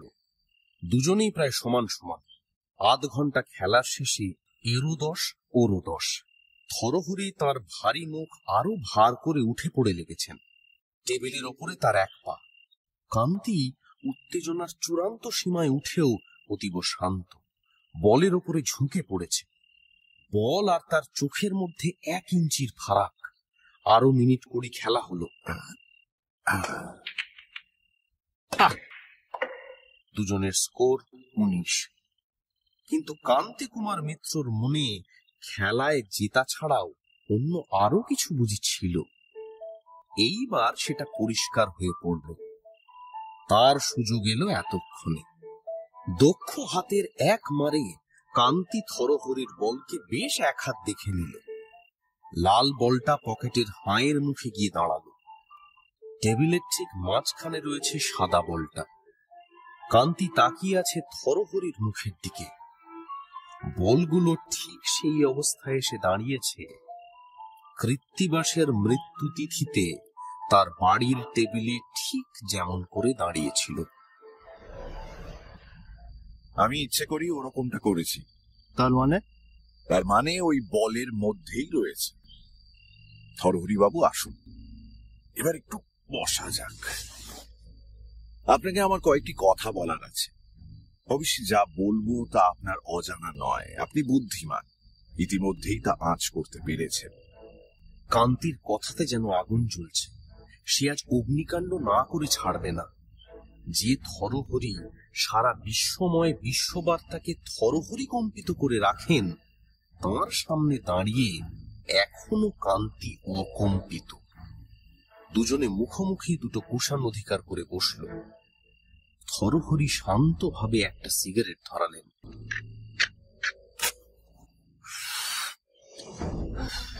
কান্তির মনে হলো থরহরি বাবুর হাত যেন সামান্য কাঁপল। কি বলতে চাও বলো। থরহরি বাবু, 2 সপ্তাহ আগে আপনি আমাকে এক জটিল রহস্য সমাধানের ভার দিয়েছিলেন। তার কিনারা আমি করেছি। আজ রাতে এই মুহূর্তে এখনই সেই সমাধান আপনাকে জানাতে পারি। আপনি কি জানতে চান? বেশ, তো জানাই যাক না। একটা মানুষের জীবন বিলিয়ার্ড খেলায় শেষ করে দেওয়া যায়, স্বচ্ছন্দেই যায়, তাই না থরহরি বাবু? আপনার কাছে একজনের জীবনের দাম বিলিয়ার্ডের চেয়ে বেশি নয়, ঠিক কিনা? তার মানে তুমি কি বলতে চাও? তার মানে তুমি খুন করেছো কৃত্তিবাসকে। থরহরির সামনে দাঁড়িয়ে কোথা থেকে যে তার চরিত্রে এত দৃঢ়তা এলো কে জানে। থরহরিকে স্রেফ তুমিতে পর্যবসিত করতেও একটু দ্বিধা হলো না তার। কান্তির মনে হলো থরহরিকে ধরে থোরের মতো কুচি কুচি করে কাটতে পারার মধ্যে যে এত আনন্দ আছে তা সে আগে জানত না। তুমি বিশ্ববার্তা পরিচালক শ্রীযুক্ত বাবু থরহরি দত্ত, দুর্দণ্ড প্রতাপশীল, চক্রান্তকারী এবং বদমাইশ। এতদিনে তোমার স্বরূপ এবং চালচলন প্রকাশ পেয়েছে। তুমি ধরা পড়েছ। কুচক্রী, ভণ্ড এবং বিশ্বাসঘাতক বাবু, তোমার আসল নাম বলতে আমার কোনো কুণ্ঠা নেই আর। থরহরি দত্ত ওরফে কালু সেন, তুমিই হচ্ছ কৃত্তিবাস সেনের হত্যাকারী। তবু থরহরির কপালের একটা শিরাও কাঁপল না। একটিও কথা না বলে তিনি উঠে দাঁড়ালেন। কান্তিও উঠে দাঁড়ালো সেই সঙ্গে। একটিও কথা না বলে থরহরি কান্তির গালে সজোরে এক চড় মারলেন। এর মানে কি? এর মানে শ্রীমান কান্তি কুমার মিত্র, তুমি একটা মিথ্যুক। এই বলে থরহরি আবার নিজের কুশনে বসে পড়লেন। কান্তিও নিজের কুশনটা একটু সরিয়ে নিয়ে বসল। থরহরির চড়টা তখনও তার গালে ঝুলছিল। কেবল মিথ্যুক নও, তুমি একটা আস্ত ধাপ্পাবাজ। কিন্তু কোথায় এসে চালাকি করছিলে তা টের পাওনি। পীরের কাছে মামদোবাজি চলে না। তুমি যে আসলে কে তা গোড়া থেকেই আমার জানা ছিল। তোমার এই গোয়েন্দাগিরির প্রহসন শুরু হওয়ার সময় থেকেই। তুমি জানো না, কিন্তু জেনে রাখো যে তোমার প্রত্যেকটি পদক্ষেপের উপর লক্ষ্য রাখা হয়েছিল। কোথায় তুমি যাও, কি করো না করো, তোমার সমস্ত চাল চলনের ওপর পুলিশের কড়া নজর ছিল। কান্তি কুমার মিত্র আসলে যে কালু সেন ছাড়া আর কেউ নয় তা আমাদের অজানা ছিল না। 3 বছর আগে কালু সেন কৃত্তিবাস সেনের গৃহত্যাগ করেছে, আর অজ্ঞাত কুলশীল কান্তি মিত্রেরও ঠিক 3 বছর আগেই সাংবাদিক রূপে উদ্ভূত হয়। অতএব কান্তি মিত্র ওরফে কালু সেন আমার বন্ধু নিহত কৃত্তিবাস সেনের হত্যার জন্য তোমাকেই আমি দায়ী করি। তবে তোমাকে পুলিশের হাতে দেয়া না দেওয়া আমার ইচ্ছাধীন। আমার নিজের হাতেই তোমাকে আমি শেষ করতে পারি। একটানা এত বড় একটা বক্তৃতার পর, তার জীবনে এত বাক্য ব্যয়ের পর, এই প্রথম থরহরি ক্লান্ত হয়ে পড়লেন। তার নিজের হাতে কান্তি মিত্র ওরফে কালু সেনকে আরেকবার শেষ করার বাসনা প্রবল হলেও তেমন কোনো উদ্যম দেখা দিল না। এবার কান্তি মিত্র কুশন ছেড়ে উঠে এসে থরহরির নাকে এক ঘুষি মারল।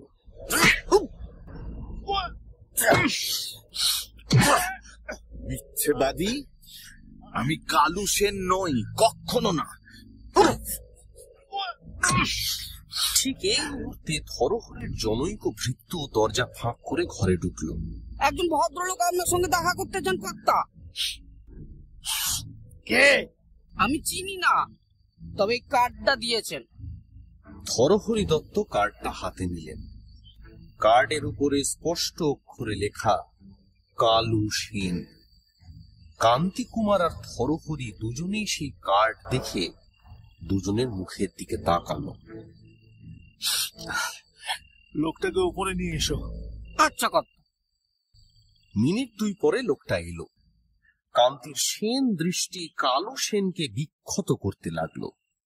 তার সবুজ রঙের পোশাক, রোদ চটা তামাটে মুখ আর লম্বা লম্বা আঙুল দেখলে লোকটা কি কাজ করে সে বিষয়ে সন্দেহ থাকে না। জাহাজের খালাসি বলে সহজেই চেনা যায়। বসো। নিজেকে কালু সেন বলে পরিচয় দেওয়া লোকটি বলল, ধন্যবাদ, বসতে পারলে বাঁচি। আর কিছু না, আমার এই কাঠের পাটা একটু স্বস্তি পায় তাহলে। থরহরি আর কান্তি আবার পরস্পরের সঙ্গে দৃষ্টি বিনিময় করল। লোকটার পা কাঠের দেখে বিস্ময়ে কান্তি কাঠ হয়ে গেল। আরো দেখল জাতা কাঠ নয়, চন্দন কাঠ। লোকটা দয়া করে বা ছুটে গিয়ে কারো গায়ে যদি পা ঘষে দেয় তাহলে সে পদাহত ব্যক্তি তৎক্ষণাৎ গন্ধে ভুর ভুর করবে। এটা কেবল কাঠের সত্য নয়, কঠোর সত্য। আগে আমি এডেন থেকে আসছি। উপবিষ্ট হয়ে কালু জানালো। কান্তি থরহরি বাবুকে বলল, থরহরি বাবু, এখন দেখতে পাচ্ছি আপনার সম্বন্ধে আমার ধারণা ভুল। মূলত যে এটা এডেনাগত কাঠের এক পাওয়ালা একজন লোকের কাজ, আগেই তা আমাদের ঠাহর করে নেওয়া উচিত ছিল। সে ছাড়া আর কারো কীর্তি নয়। কাঠের পাটাকে আরামে রেখে নড়ে চড়ে বসে কালু আরম্ভ করল। আমি আমার এই জবাবদিহি দিতে এসেছি। আমার স্বীকারোক্তি শুনুন। যদিও সাধারণত পুলিশের শিকার হবার পরই এই উক্তি করাটা দস্তুর, কিন্তু তার আর সময় নেই। আমি নিজেই আমার শিকার, দুর্ভাগ্যের শিকার। যতদূর মনে হয় আমার আর বেশি সময় নেই। এখানকার খাঁচা থেকে এখনই আমাকে উঠতে হবে। যতক্ষণ সময় আছে আমার শেষ কথাটা শেষ করে নি। সে কি, তুমি কি অন্তিম ক্ষণে এসে উপস্থিত হয়েছ? শেষ মুহূর্তে এসে দেখা দিয়েছ আমাদের? তাই কি স্বাভাবিক নয়? সেইটাই ঘটে নাকি সচরাচর? আপনারাই বলুন। তাই ঘটে থাকে বটে, তাহলে নিশ্চয়ই তোমার বক্তব্যের মাঝে মাঝে গলার ঘড়ঘড়ানি উঠে তোমাকে বাধা দেবে বোধ হচ্ছে। হয়তো বেদম কাশিও আসতে পারে, তাই না? আপনি সর্বজ্ঞ, আপনাকে নমস্কার। ঠিকই ধরেছেন আপনি। তবে আমার গলার ঘড়ঘড়ানিটা আমি উপসংহারের জন্যই রেখেছি। বেদম কাশিটা মাঝে মাঝে আমদানি করবো বটে, তবে তার দেরি আছে। গাল বেয়ে রক্ত গড়িয়ে পড়তে পারে, মানে আমার এই চকচকে মেঝেটা। আগে না, অত দূর গড়াবে না। এবার তাহলে আত্মজীবনী শুরু করা যাক। বাল্যকাল থেকেই আরম্ভ করি কেমন? এই না না না, দোহাই দোহাই, তা করো না। কিন্তু আমার ধারণা আমার আত্মজীবনী শোনাবার ন্যায্য অধিকার আমার আছে। যে লোকটা একজন লোকের প্রাণ নিয়েছে এবং অপর একজনের মানে নিজের প্রাণ দিতে চলেছে, প্রাণের আদান প্রদান যার কাছে এমন অকাতর এবং তুচ্ছ, তার যা খুশি সবাইকে শুনিয়ে দেবার অধিকার আছে বই কি। হ্যাঁ, এটা বার্থ রাইট না হতে পারে, কিন্তু ডেথ রাইট যে, তাতে সন্দেহ কি বলুন? অতএব আমার কাহিনী আপনাদের শুনতে হবে, না শুনে উপায় নেই। শুনুন তাহলে। ছোটবেলা থেকেই আমার দুর্দান্ত স্বভাব, যখনই যা মনে হয়েছে তাই করেছি। তখন যদি কেউ আমাকে শাসন করত, আমার স্বভাব শোধরাবার চেষ্টা করত, তাহলে বোধহয়। বুঝেছি বুঝেছি, তোমাকে কেউ শোধরায়নি। তারপর? আমার কাকা আর তিন কুলে একা আমি ছিলাম, আর কাকার ছিল অগাধ ঐশ্বর্য। অপর্যাপ্ত বিলাসের মধ্যে ছোটবেলা থেকে বড় হয়ে কোনদিন যে আমাকে নিজের পায়ে দাঁড়াতে হবে বা তার প্রয়োজন হবে তা বোধ করিনি। ভালো কথা। তা তখন তোমার কটা পা, মানে পায়ের সংখ্যা কত ছিল? 2, মাত্র 2।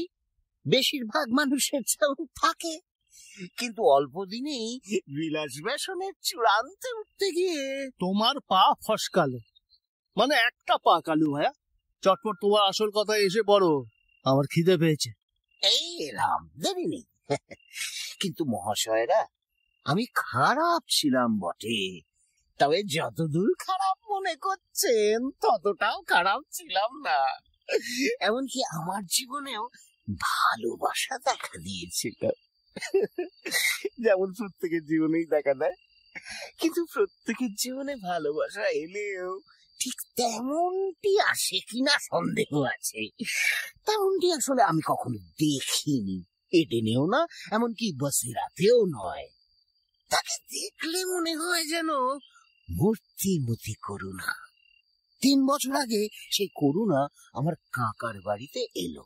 জানি জানি, টাইপিস্ট রূপে। তারপর আমি তাকে না ভালোবেসে পারলাম না।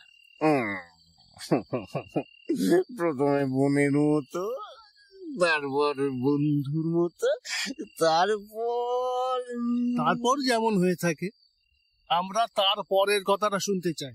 তারপর আমি একদিন তাকে নিয়ে সিনেমায় গেলাম। আমার কাকা কি করে জানি না সেটা টের পেয়ে গেলেন। সিনেমা তিনি 2 চোখে সহ্য করতে পারেন না, এমনকি সহিস কোচম্যানদেরও তিনি সিনেমা দেখার ছুটি দিতেন না, পাছে তারা ঘোড়াদের বকিয়ে দেয়। আরে ঘোড়াদের কথা থাক, তোমার কথা বলো। কাকা ওই কাণ্ড টের পাবার পর কি হলো? তিনি ভারী চটে গেলেন, এমনকি ওই নিয়ে আমাদের মধ্যে ভীষণ ঝগড়া পর্যন্ত হয়ে গেল। শেষে তিনি আমাকে ত্যায্য ভ্রাতুষ্পুত্র করে দিলেন। তারপর অগাধ সম্পত্তির উত্তরাধিকার থেকে আমাকে বঞ্চিত করে ঘাড় ধরে তার বাড়ি থেকে বার করে দিলেন। আহারে, ছোটবেলায় আমার আরেক ভালোবাসা ছিল, সমুদ্র। সেই সমুদ্র। কালু সেন বেদম কাশতে আরম্ভ করে। যে কাশির কথা কান্তি কুমার বলেছিল, কাশির দমক কিছুটা থামলে সে আবার বলতে শুরু করে। কাকা আমাকে বাড়ি থেকে তাড়িয়ে দিলে আমি একটা জাহাজে খালাসির কাজ নিয়ে যেদিকে দু চোখ যায় বেরিয়ে পড়লাম। প্রথমে গেলাম জবদ্বীপের দিকে। সেখানে মলয় উপকূলে এক সামুদ্রিক ডাকাত আমার একটা পা ছিঁড়ে নিল। ভাগ্যিস মলয় বনে চন্দন সস্তা, তাই আসল পায়ের চেয়েও দামি চন্দন কাঠের এই মূল্যবান পা আমি লাভ করেছি। বলছিলাম কি, মানে তোমার অন্তিম ক্ষণ তো এসেই গেছে, শেষ পর্যন্ত তোমাকে মরতেই হবে। যদি কিছু মনে না করো তাহলে স্মৃতিচিহ্ন হিসেবে তোমার পা থেকে একটুখানি আমি কেটে নিতে চাই। আমার এক পিসির ভারী পুজো আচ্চার বাতিক, তিনি পেলে খুব খুশি হবেন। কেটে নিলে তোমার লাগবে না তো? আগে পায়ে লাগবে কি না জানি না, তবে মনে লাগবে। কত কষ্ট করে এই পা বানানো বলুন দেখি। তাহলে থাক, দরকার নেই। এবার আমি সেদিনের ঘটনার কথায় আসব। আমার কাহিনীকে আর অযথা বাড়াতে চাই না। থরহরি বাবু বোধহয় খিদে ছটফট করছেন, তাই না? এবার এক কথায় সেরে ফেলবো। 3 বছর আগের কথা বলছি। জাপানি আক্রমণ শুরু হতেই আমরা মলয় থেকে পাত্তারি গুটিয়ে দক্ষিণ আফ্রিকার দিকে রওনা দিলাম। তারপর 2.5 বছর ধরে নানা দেশে নানা উপকূল পেরিয়ে একদিন এডেন হয়ে আমাদের জাহাজ করাচির বন্দরে এসে পৌঁছল। করাচিতে জাহাজ এলে আমি কিছুদিনের জন্য ছুটি নিলাম। ছুটি নিয়ে রেলে চেপে কলকাতায় এসে পৌঁছলাম। আসবার পথে তুমি কি কাশী হয়ে এসেছিলে? কাশী? না তো, কাশী হয়ে আসেনি তো। এসে কাশী হলো। এই মারাত্মক কাশিটা। যাকে যেটা বলছিলাম, তো কথা ছিল করাচি থেকে আমাদের জাহাজ কলকাতার ডেকে যেমন এসে পৌঁছবে তেমনি আমার ছুটিও ফুরবে। এখান থেকেই আবার জাহাজের কাজে যোগ দেব। আমি দেখলাম এই সুযোগ। কাকাকে পরলোকে পাঠানো, তাই তো? ঠিকই ধরেছেন। তারপর আবার দ্বিতীয়বার কাশিটা এসে কালুকে একেবারে অস্থির করে তুলল। কাশির ধমকানি শেষ হলে কালু সেন শুরু করল। সন্ধ্যের পর অন্ধকার বেশ জমাট হয়ে এলে আমি কাকার বাড়িতে ঢুকলাম। রাত তখনও বেশি হয়নি, কিন্তু কাকার প্রিয় ভৃত্য উদ্ভবের টিকি দেখতে পেলাম না। তাতেই বুঝলাম কাকা বাড়িতে নেই। কারণ কাকা না থাকলেই উদ্ভবের পাড়া বেড়ানো শুরু হয়ে যায়।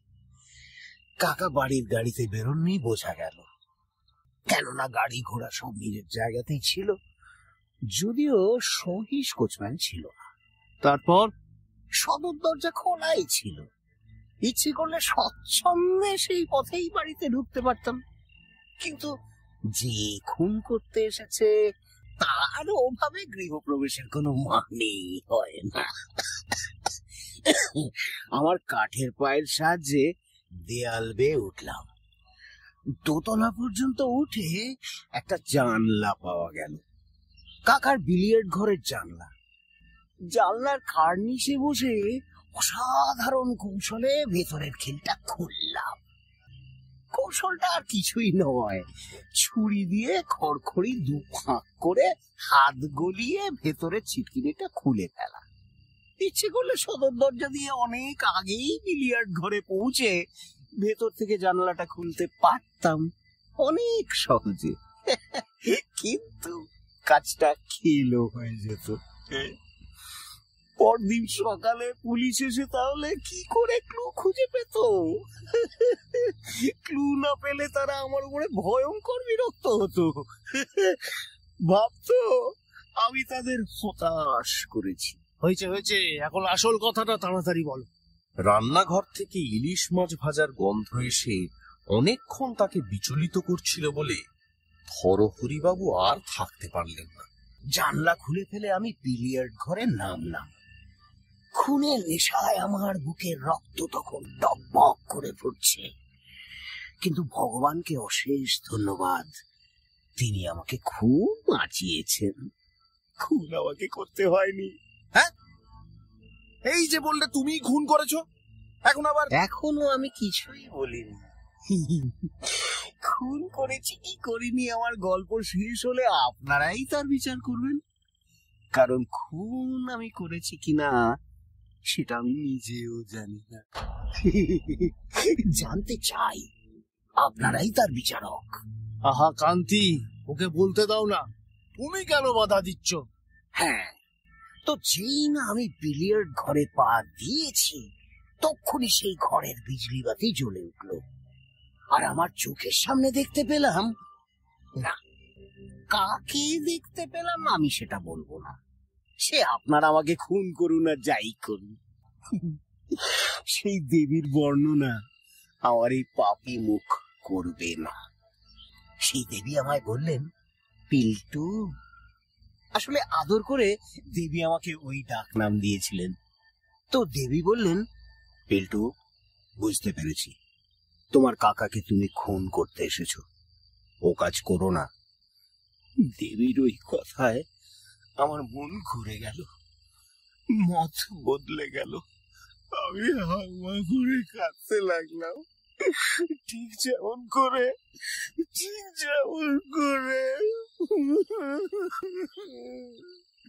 গাধারা কাঁদে, বুঝেছি। তারপর?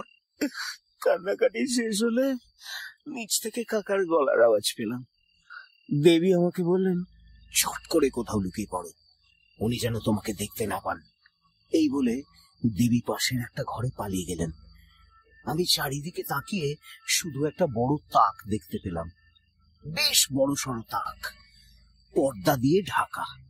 সেই পর্দার আড়ালে কোন রকমে তার মধ্যে কুটি সুটি মেরে লুকোলাম।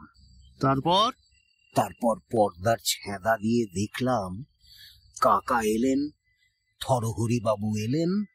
কাকা বললেন, এসো থরহরি, একদম খেলা যাক। চলো, আমার আপত্তি নেই। এক পেট খাওয়ার পর বিলিয়ার্ড খেলা হজমে সাহায্য করে। তারপর দুজনের খেলা শুরু হলো, কিন্তু সে খেলার শেষই হয় না। দেখলে দেখলে কৃত্তিবাস, আমার হাতের কাজটা দেখলে? জিতবো তো আমি। এদিকে দাঁড়িয়ে দাঁড়িয়ে আমার পা টন টন করছে, ওদিকে খেলায় দুজনেই খুব মেতে উঠলেন এবং কিছুক্ষণ পরে তেতে উঠলেন। অবশেষে ওই খেলা নিয়ে দুজনের মধ্যে ঝগড়া বেঁধে গেল। থরহরি বাবু অবশ্য হেরে গেছিলেন। কি হলো থরহরি, হেরে গিয়ে একেবারে থরহরি কম্প হয়ে গেলে নাকি? আমি মোটেই হারিনি, এসব মূর্খদের সঙ্গে আমি খেলতে চাই না, নিয়ম জানে না। কি বললে? কি বললে তুমি? আমি মূর্খ? এত বড় কথা, নিজে হেরে গিয়ে? থরহরি কখনো হারে না, তুমি তো লাল বলটাকে মারতে পারোনি। এখন পয়েন্ট ইকুয়াল, আমরা দুজনেই 99। থরহরি বাবু টেবিল ছেড়ে চলে গেলেন। আমার কাকা তারপরেও লাল বলটাকে মারার তাক করছেন, কিন্তু কিছুতেই পারছিলেন না। এটা হলো না।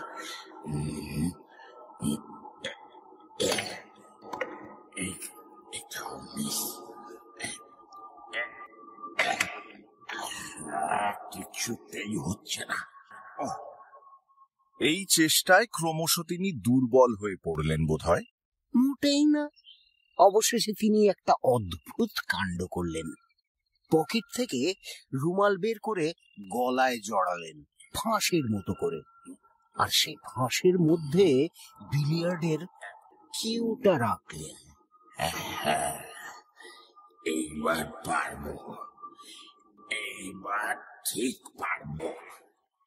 হ্যাঁ, এইবার আমিও বুঝতে পেরেছি।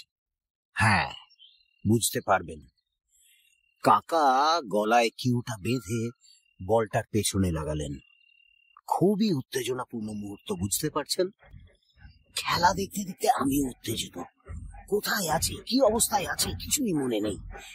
কাকার মাঠটা দেখার জন্য পর্দা ফাঁক করে ঝুঁকে পড়ে দেখতে গিয়েছি, মানে আমার কাকা তাক করছেন, আমি তাকিয়ে আছি, আর সেই মুহূর্তে তাক থেকে আমার পা গেল ফসকে। কাকা ছিল ঠিক আমার সামনে, আমি তার ঘাড়ে গিয়ে পড়লাম, কাকাও আমাকে নিয়ে মেঝেতে পড়লেন।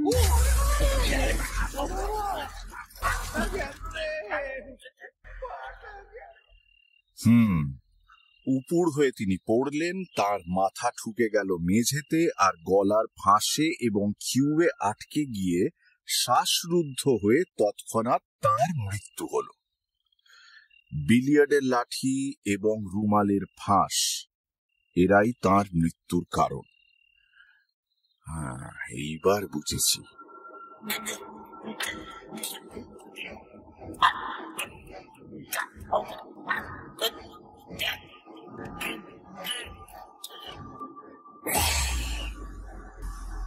একেবারে তাই। আমি যখন দেখলাম যে তিনি অক্কা পেয়েছেন, তখন সেখানে আর একদণ্ড দাঁড়াবার সাহস হলো না। কিউটাকে ছাড়িয়ে এনে কাকার গলার ফাঁসটা আরো ভালোভাবে এঁটে দিলাম।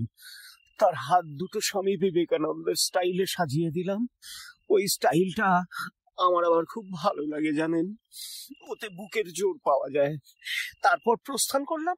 কিন্তু পিন দিয়ে তোমার কাকার বুকের কাছে গাঁথা সেই কাগজখানা, যাতে সমস্ত সম্পত্তির উত্তরাধিকার তোমার নামে উইল করে দেওয়া হয়েছে, সেটার কথা কিছু বললে না তো? কাগজ?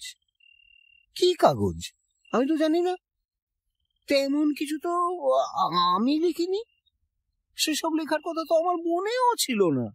আমি তখন সেখান থেকে পালাতে পারলে বাঁচি। তুমি না লিখলে কি আমি লিখেছি? তাহলে কি সেই দেবী?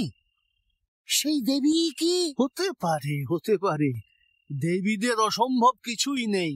দেবীদের রহস্য দেবতারাও টের পান না। তোমার কাকার ওইভাবে মারা যাওয়াটা দৈব দুর্ঘটনা হতে পারে, কিন্তু ওই কাগজের লেখাকে আমি দেবীর মাহাত্ম্য বলে মানতে রাজি নই। কালু, গল্পটা তুমি মন্দ বানাওনি, কিন্তু একটা জায়গায় যে ভয়ঙ্কর গলদ রয়ে গেছে। তোমার কাকার গায়ে যে দুটো বুলেটের দাগ দেখা গেছে, সে বিষয়ে তুমি কি বলবে? গুলির ওই গর্ত দুটো এলো কোত্থেকে? সাবেককালের গর্ত, বহু পুরনো। মানে আসলে বড়লোক হওয়ার আগে আমার কাকা একজন বড় দরের গুন্ডা ছিলেন। সেই সময় পুলিশের অনেকগুলি তাকে হজম করতে হয়েছে। তারপর বয়স বেড়ে গেল, গুন্ডামির ঝোঁকি আর নিলেন না। তিনি বলতেন, চোর শুধু চোর, গুন্ডা শুধু গুন্ডা। কিন্তু এদের সকলের গুণ এক জায়গায় করলে যে বস্তু নিজের গরিমায় দেখা দেয়, তাই হচ্ছে নাকি কর্পোরেশনের কাউন্সিলর। কালু সেন নীরব, সকলেই চুপচাপ। অবশেষে কালোই নিস্তব্ধতা ভাঙল। মশাইরা, আমার সময় খুব কম।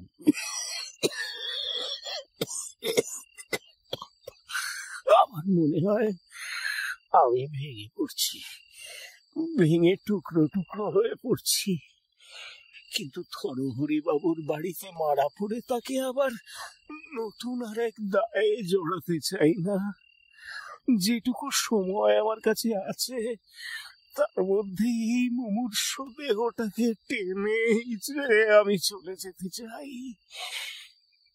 যাওয়ার আগে শুধু একটা কথা জানতে চাই, আমি কি নির্দোষ?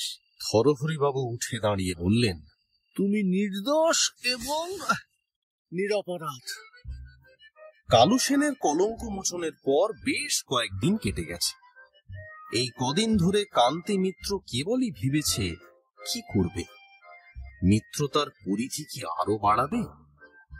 শেষে আজ সকালে সিল্কের পাঞ্জাবি চড়িয়ে সারা গায়ে অগরু ছড়িয়ে মিত্রতার উদ্দেশ্যে পৌঁছেছে অলকা দত্তের বাড়িতে। তবে কড়া নাড়ার আগে নিজের মনে সে বিড়বিড় করেছে বেশ কিছুক্ষণ, আমি কি কৃত্তিবাসের চেয়ে বেশি হঠকারিতা করতে চলেছি? কৃত্তিবাস নিজের গলায় বিলিয়ার্ডের কিউ বেঁধেছিল, আর আমি একটা জলজ্যান্ত মানুষকে গলায় বাঁধতে চলেছি। কি জানি, না, যা হয় হোক, চেষ্টা করে তো দেখি। সিঁড়ি দিয়ে উঠে দরজায় কড়া নাড়ে কান্তি কুমার। দরজা খুলে একজন অল্প বয়সী মেয়ে। কান্তি কুমার জিজ্ঞেস করে, অলকা দেবী আছেন? মেয়েটি উত্তর দেয়, অলকা তো কালকে এখান থেকে চলে গেছে। চলে গেছেন? কোথায়? তা তো বলতে পারবো না। আপনি কে? আপনি কি এখানকার? আমরা এই বাড়ির অন্য ভাড়াটে। অলকার সঙ্গে আমার ভাব ছিল। আচ্ছা, আপনি কি কান্তিবাবু? আগে হ্যাঁ। ও দাঁড়ান, আপনার নামে একটা চিঠি আছে, অলকার চিঠি। দাঁড়ান, এনে দিচ্ছি। মেয়েটি ঘর থেকে চিঠিটা এনে দিল, তারপর দরজা বন্ধ করে দিল। কান্তি কুমার সিঁড়িতে বসে পড়ে চিঠিটা পড়তে শুরু করলো। প্রিয় কান্তিবাবু, পিল্টু আর আমি গতকাল আইন মতে বিয়ে করেছি। পিল্টুকে চিনতে পারবেন আশা করি। পিল্টুর ভালো নাম কালু সেন। আমরা জাহাজে চড়ে এডেনের দিকে যাত্রা করব।